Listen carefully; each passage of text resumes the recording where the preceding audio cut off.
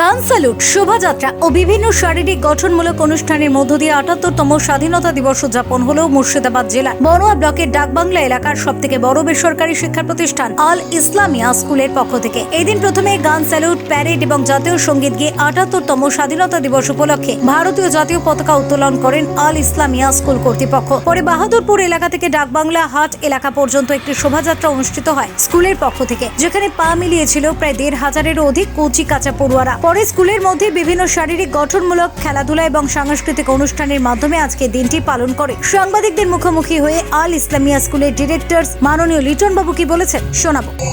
প্রথমেই সকল ভারতবাসীকে এই ডিজিটাল বার্তার মাধ্যমে আমার আল ইসলামিয়ার পক্ষ থেকে আপনাদেরকে হ্যাপি ইন্ডিপেন্ডেন্স ডের শুভেচ্ছা জানাচ্ছি।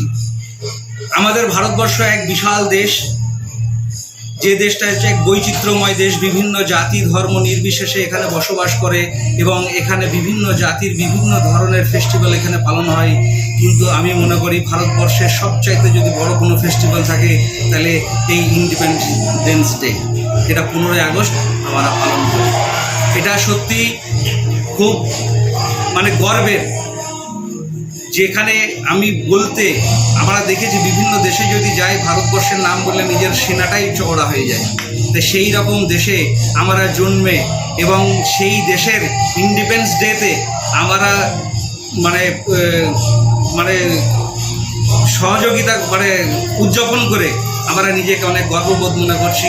এবং এই চলার পথ ইনশাল্লাহ আগামী দিনে আরও বাড়বে, আরও বড় হবে এবং আরও বৃহৎ আকার ধারণ করবে। আমাদের ডাকবাংলাবাসী যাতে 15ই আগস্টটাকে একটি বড় উৎসবের দিন হিসাবে পালন করতে পারে, আমরা আল ইসলামিয়া মিশনকে ঠিক সেইভাবে আগিয়ে নিই।